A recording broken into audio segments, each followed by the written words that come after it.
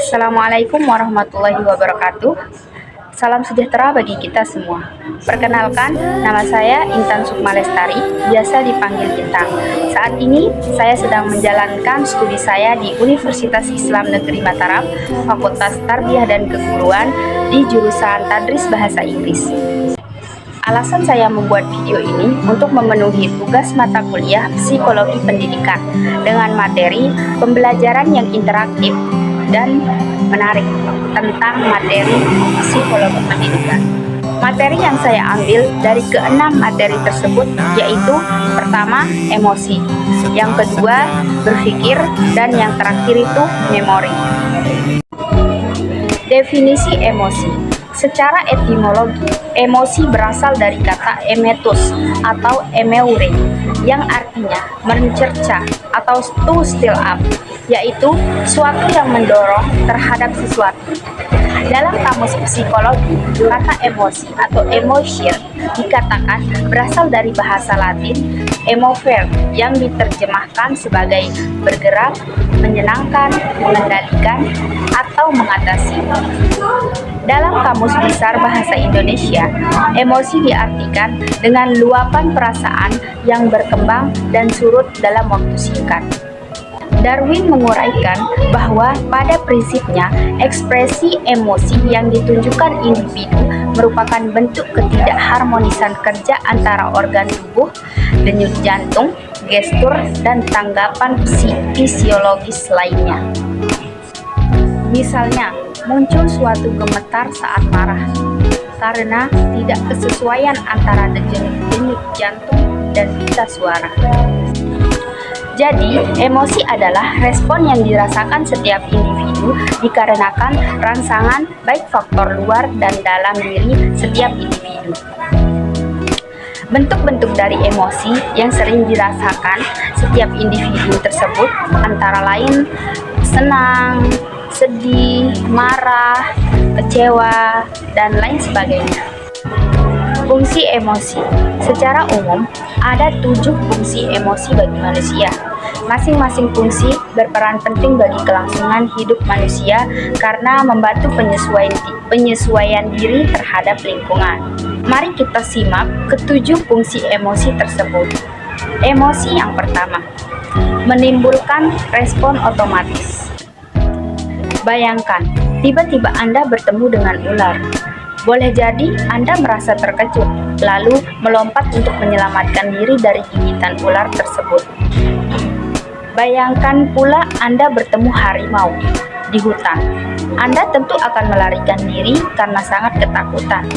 Tanpa memikirkan apapun, Anda akan lari begitu saja. Artinya, keadaan krisis bisa dilewati karena Anda memiliki respon otomatis. Fungsi emosi selanjutnya yaitu menyesuaikan reaksi dengan kondisi khusus. Saat ditinggalkan oleh orang yang sangat kita sayangi, kita pasti merasakan kesedihan mendalam. Adanya rasa sedih ini membuat Anda menyesuaikan diri terhadap kondisi kehilangan, misalnya dengan berusaha bersikap tegar dan sabar. Fungsi emosi selanjutnya yaitu memotivasi tindakan emosi. Emosi yang muncul tentu mendorong seseorang untuk melakukan tindakan tertentu. Misalnya, suatu saat Anda mengalami emosi cinta. Dalam hal ini, emosi tersebut dapat mendorong Anda untuk melakukan berbagai hal yang bertujuan menarik perhatian seseorang yang membuat jatuh cinta. Misalnya caper atau ya bagaimana orang sedang jatuh cinta. Jenis dan ciri-ciri emosi. Menurut psikolog Paul Ekman, manusia memiliki 6 jenis emosi dasar yang nantinya dibagi lagi menjadi emosi spesifik. Keenam emosi tersebut yang pertama, emosi marah. Jenis emosi ini adalah yang paling berbahaya di antara emosi lainnya. Seringkali orang di sekitar kita melarang kita untuk marah, padahal ini merupakan emosi yang manusiawi. Memendam amarah terlalu sering dapat meningkatkan menghasilkan hormon stres yang berdampak pada gangguan kecemasan. Hal yang perlu kita perhatikan adalah bagaimana mengekspresikan rasa marah kita. Turunan emosi marah diantaranya rasa iri, kesal, murka, cemburu, dan tersinggung. Yang kedua yaitu emosi jijik. Emosi ini biasanya dipicu oleh penampilan, bau, atau tekstur tertentu. Respon utama kita biasanya menghindar atau menjauh dari objek yang menjijikkan. Hal ini juga berlaku ketika kita melihat perilaku buruk orang lain, seperti pelecehan seksual, pornografi, perilaku jahat lain. Turunan dari emosi ini yaitu enak, muak, risih, bosan, dan penat. Selanjutnya, emosi takut. Emosi ini merupakan salah satu emosi yang paling tidak menyenangkan, sebab pola pikir kita juga biasanya turut berperan aktif dalam meningkatkan emosi ini. Takut biasanya muncul ketika manusia mencoba mengantisipasi sesuatu yang mengancam fisik maupun fisiologisnya. Turunan dari emosi takut ini adalah perasaan ngeri, gugup, cemas, tersiksa, waspada, ragu, dan berbahaya. Selanjutnya, emosi bahagia. Ini merupakan emosi yang paling dicari dan dinikmati oleh semua orang.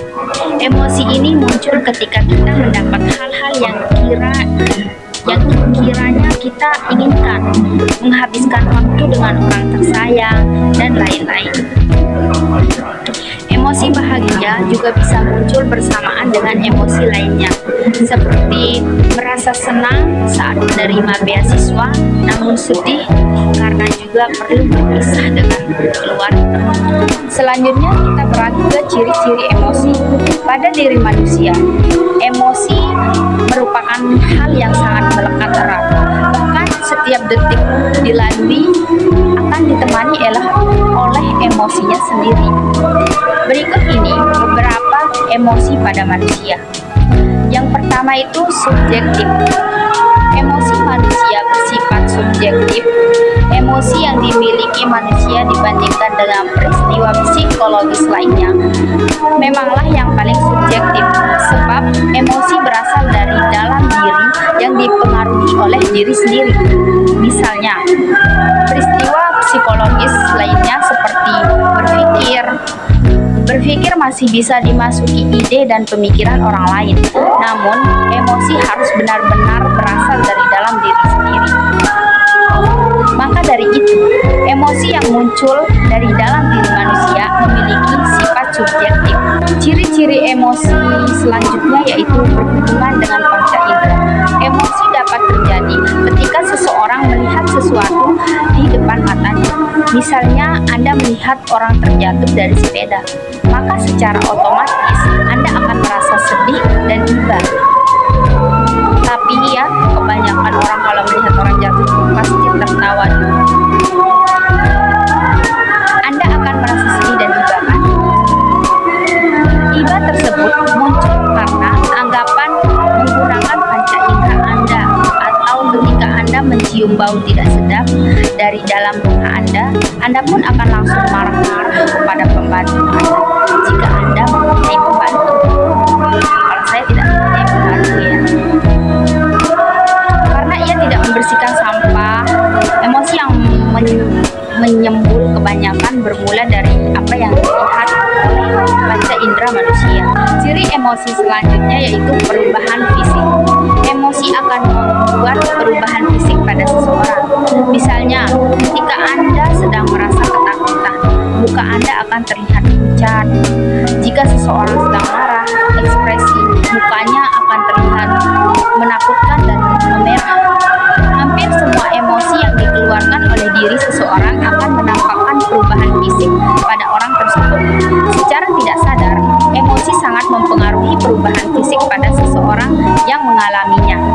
Selanjutnya, teori-teori emosi. Yang pertama, teori James Lange. Teori ini menyatakan bahwa seseorang mengalami emosi setelah merasakan respon fisik terhadap stimulus tertentu. Artinya, kita merasa sedih karena kita menangis, atau kita merasa takut karena jantung kita berdebar.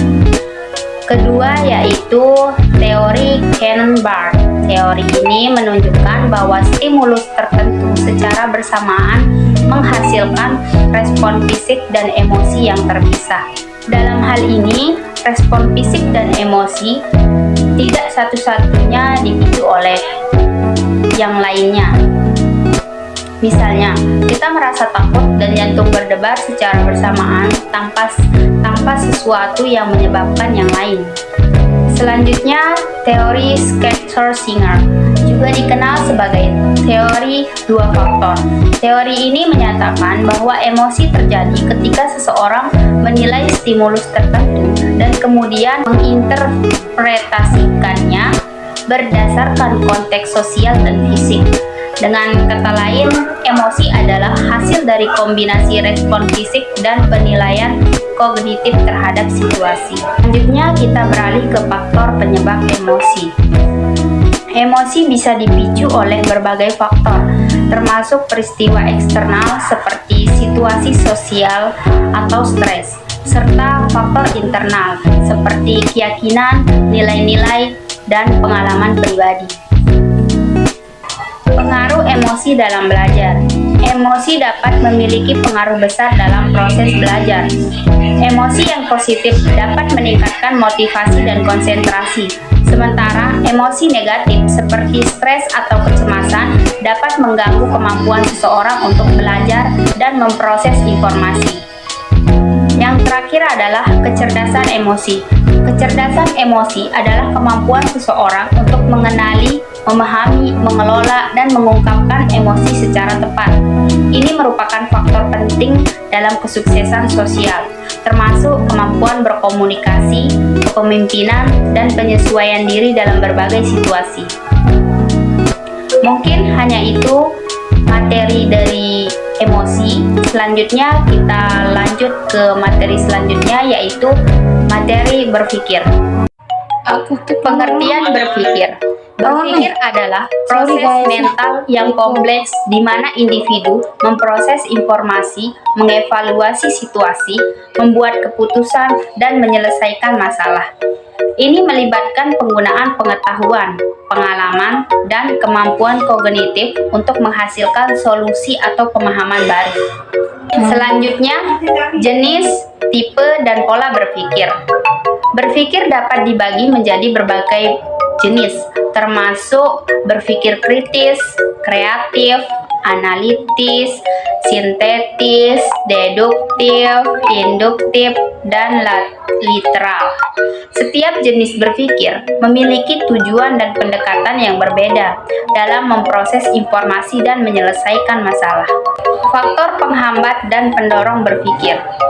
Faktor-faktor seperti stres, kelelahan, kurangnya motivasi, dan kurangnya pengetahuan dapat menjadi penghambat berpikir. Sementara, faktor-faktor seperti minat, tantangan, dan dukungan sosial dapat menjadi pendorong berpikir. Selanjutnya, cara mengidentifikasi cara berpikir seseorang. Cara seseorang berpikir dapat diidentifikasi melalui observasi perilaku, pola pikir, cara menyerap sesuatu, preferensi kognitif mereka. Selanjutnya, kita beralih ke proses berpikir. Proses berpikir melibatkan langkah-langkah seperti pengumpulan informasi, analisis, evaluasi, pembuatan keputusan, dan tindakan. Ini bisa menjadi proses linear atau siklis, tergantung pada tugas atau masalah yang dihadapi.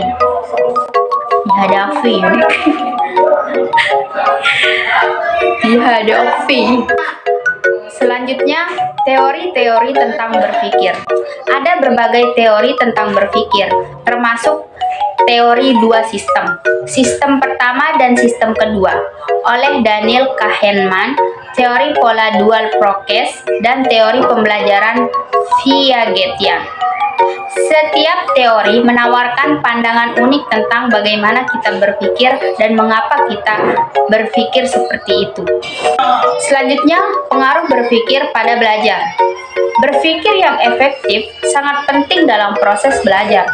Kemampuan untuk memecahkan masalah, menganalisis informasi, dan membuat keputusan yang baik merupakan keterampilan inti yang diperlukan untuk mencapai kesuksesan akademis. Berpikir yang kritis dan kreatif juga membantu dalam memahami materi, menghubungkan konsep, dan mengembangkan pemahaman yang mendalam. Mungkin hanya itu materi tentang berpikir. Selanjutnya kita akan lanjut ke materi terakhir, yaitu memori. Definisi memori. Memori adalah kemampuan otak untuk menyimpan, mengolah, dan mengambil informasi. Ini memungkinkan individu untuk merekam pengalaman, belajar dari masa lalu, dan mempertahankan pengetahuan untuk digunakan di masa depan. Struktur memori. Memori memiliki 3 tahap utama: penyimpanan, pengambilan, pemrosesan informasi. Informasi masuk ke dalam memori melalui proses pengkodean, kemudian disimpan dalam berbagai bentuk, seperti memori sensorik, memori jangka pendek, dan memori jangka panjang. Jenis-jenis memori. Memori dapat dibagi menjadi beberapa jenis. Yang pertama, memori sensorik. Memori yang menyimpan informasi sensorik sementara, seperti visual dan auditori. Selanjutnya, memori jangka pendek. Memori yang menyimpan informasi untuk waktu singkat, biasanya sekitar 20-30 detik, sebelum dipindahkan ke memori jangka panjang atau dilupakan. Selanjutnya, memori jangka panjang. Memori yang menyimpan informasi untuk jangka waktu yang lebih lama, bahkan seumur hidup, dengan kapasitas yang tidak terbatas. Faktor-faktor yang mempengaruhi memori. Beberapa faktor yang mempengaruhi kinerja memori meliputi usia, kesehatan otak, genetika, emosi, motivasi, pengalaman sebelumnya, dan lingkungan belajar. Definisi lupa. Lupa adalah ketidakmampuan untuk mengambil atau mengingat informasi yang tersimpan dalam memori. Ini bisa terjadi karena proses pemrosesan informasi yang tidak efektif, gangguan dalam pengambilan, atau hilangnya informasi dari memori.